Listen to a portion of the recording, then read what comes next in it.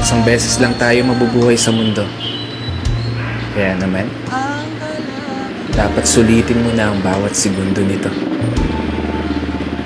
Gawin mo lang palagi yung mga bagay na tingin mo magpapasaya sa'yo. Puntahan yung mga lugar na gusto makita ng mga mata mo. Kasi isang beses lang. Oo, isang beses lang.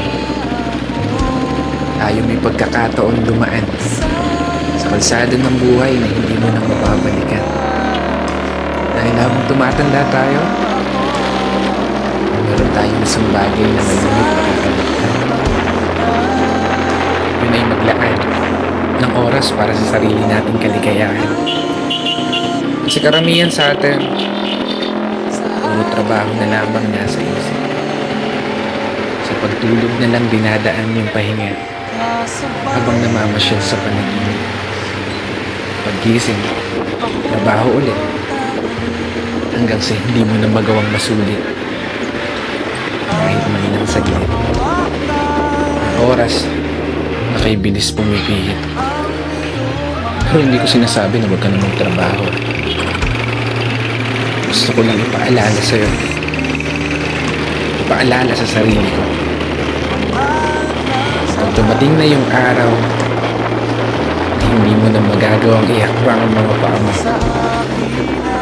niguradong isa lang ang bagay na tatakbo sa isip mo. Sana pala ginawa ko na yung mga bagay na gusto ko.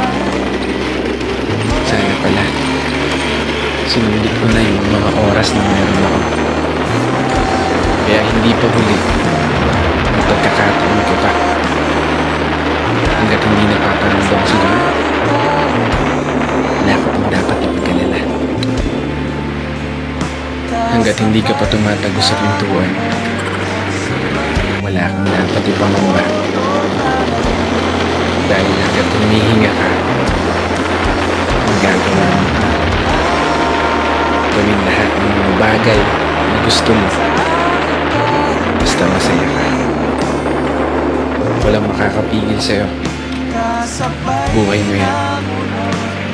Kaya kung umabot ka hanggang dito at patuloy na nakikinig, maraming salamat.